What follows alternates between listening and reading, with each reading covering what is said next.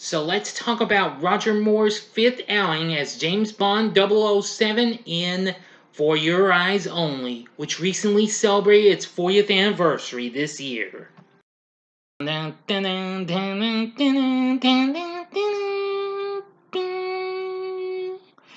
Big D's Entertainment Rankings and Reviews presents the summer of 007.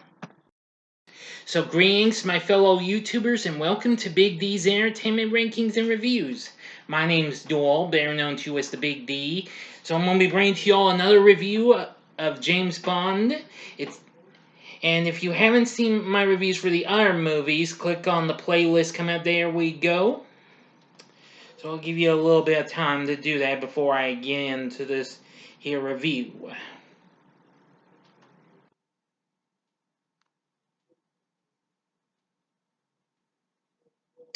Alright, now let's get into the next installment of James Bond, and that would be For Your Eyes Only, released by United Artists in 1981. Yes, it recently celebrated its 40th anniversary not so long ago, it's just last month.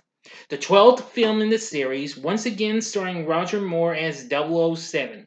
This also marked the directorial debut of John Glenn, who had worked as editor and second unit director on 3 other Bond films.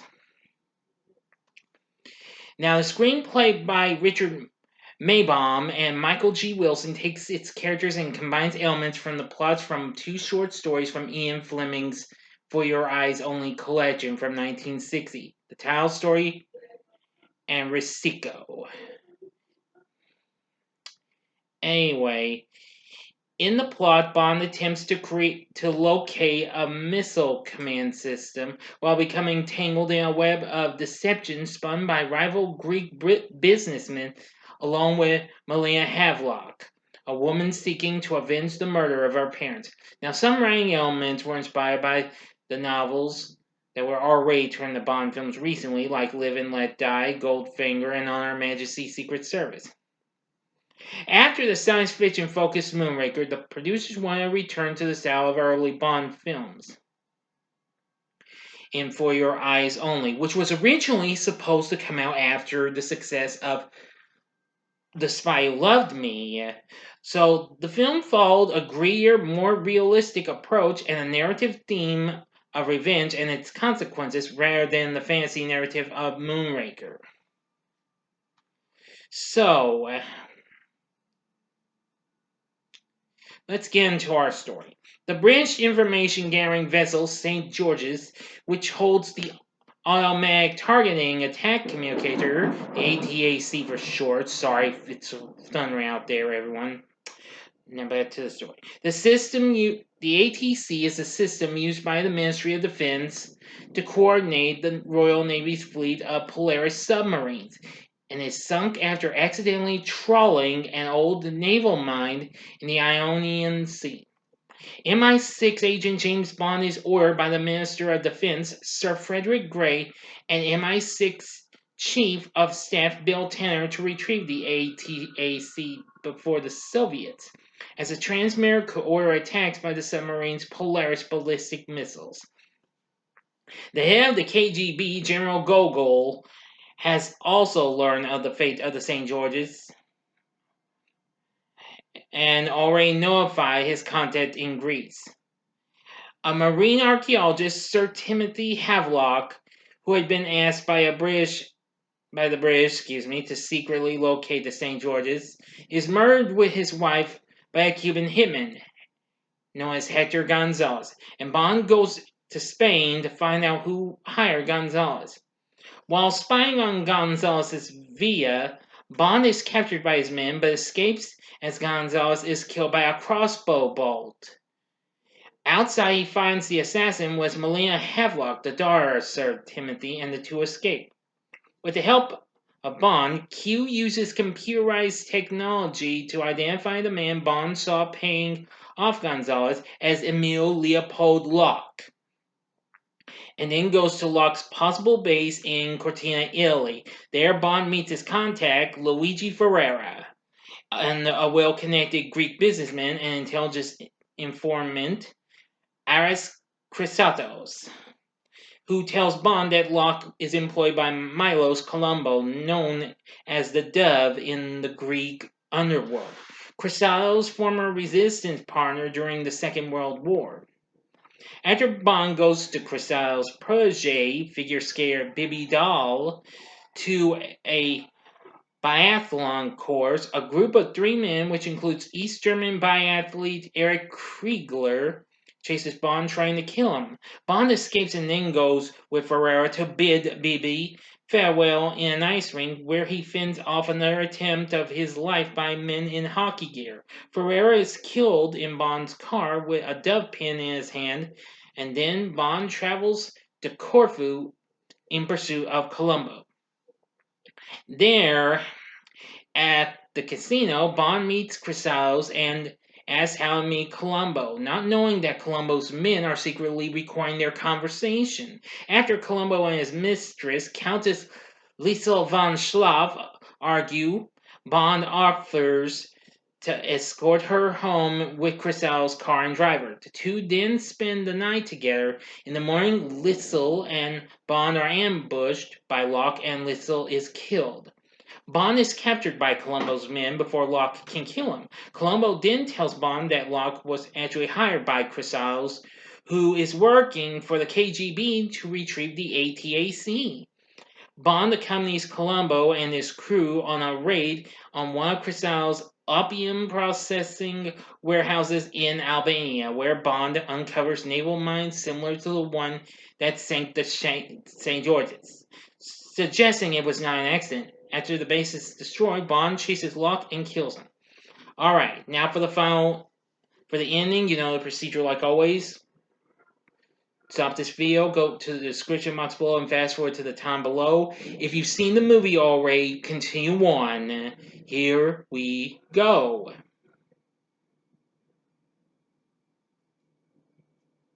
Okay, you've been warned. Afterwards, Bond meets Melina and they recover the ATAC from the wreckage of the St. George's.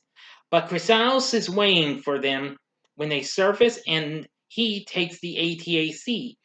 After the two escape an assassination attempt, they discover Chrysalis' rendezvous point where Melina's parrot repeats the phrase ATAC to St.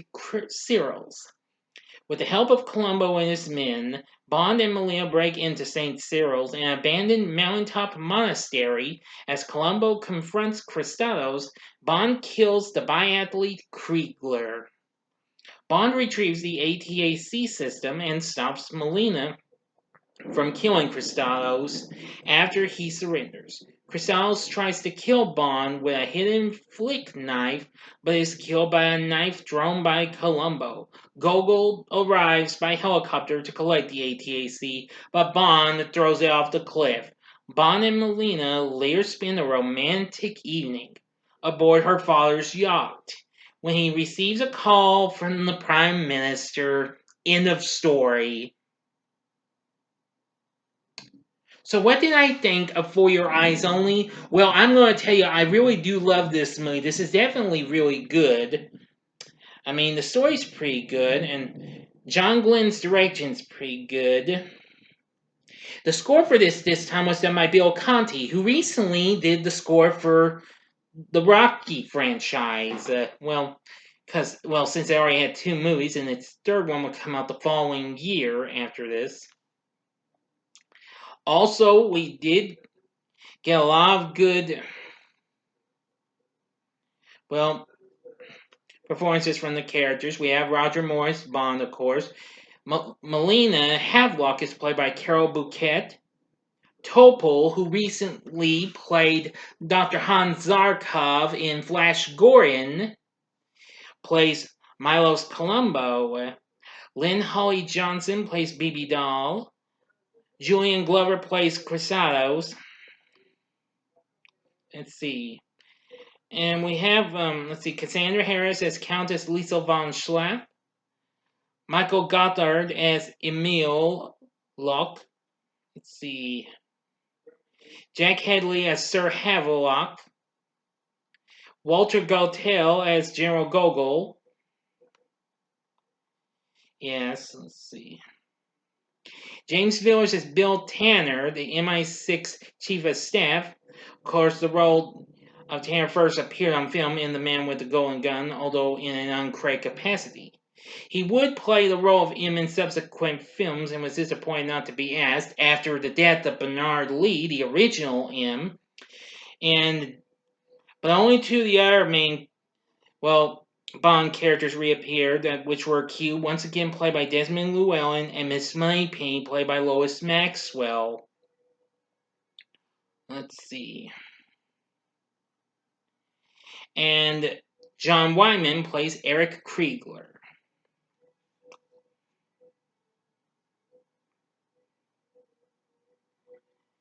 Now, there's also a bald villain in a wheelchair, but who appears in the pre-credit sequence and is both unnamed and uncredited. They believe it has the characteristics of the villain Blofeld, but cannot be identified for legal reasons and stuff, which that's understandable. Nevertheless, the film got mixed to positive critical reception and was a big success for United Artists before they got absorbed into the world of MGM. The film went on to make $195 million worldwide. Still, it became such a big success. Now, critics actually said that the reputation has improved over time, with reviewers praising the more serious tone. I agree with them. But again, the performances were good and the direction was good, but it was really cool to have Bill Conti do something aside from Rocky with doing the score to this. But the big thing was having a big star doing the theme song, and that being done in the form of, let me rephrase that. Let me start over. The theme of For Your Eyes Only, done by Scottish pop star Sheena Easton, who, let me tell you this, did an amazing job.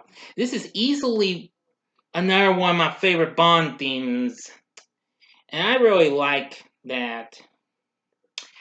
I mean, after seeing the movie a few times, I have heard the song on the radio a couple of times, as a matter of fact, too. Now, actually, Easton also holds the distinction of being the first title song artist to appear on screen in a Bond film, as designer Maurice Binder linked Easton's appearance and decided to add her to the opening credits. And that was really good. Now, the producers originally hired Debbie Harry, of Blondie fame, to sing Conti and Leeson's song, but she quit when the producers refused to allow her band Blondie to write and perform an original song for the film. And they would do a song called For Your Eyes Only, and it could be found on their album The Hunter, which came out the following year. Nevertheless, with good action, a good audience, a darker tone, and even a good score from Bill Conti and a great theme from Sheena Easton, would I recommend For Your Eyes Only? Hell yeah. This is definitely a good one. This is definitely one of my top favorites with Roger Moore. I can't guarantee it's my number one fave. You're just going to have to stay tuned when I do the ranking later on. That's still to come. So anyway, let me know what you thought about For Your Eyes Only in the comments section below. If you like this video, click the like button, subscribe to my channel, and be a part of the Big D Nation. Alright, and join me next time when I bring to you a spoiler-free review of the comeback of the MCU in the form of Black Widow. Thank you for watching, and if you like this, you might want to check out some of these other videos that I've done. In the upper left-hand corner is the review I did for the new Amazon Prime sci-fi flick, The Tomorrow War, or go to the upper right-hand corner and see my review for the underrated Disney animated feature, The Great Mouse Detective, or go to the bottom left-hand corner and check out my latest Saturday morning TV log. I thought I'd do that just because I can't think of much to show. And that would be on the 1977 animated series Space Sentinels. And the bottom right-hand corner is the button you can click to subscribe. If you like rankings and reviews on movies, TV, music, video games, etc., then I'm your guy. Thanks for watching. Until next time, I'm the Big D saying, see ya.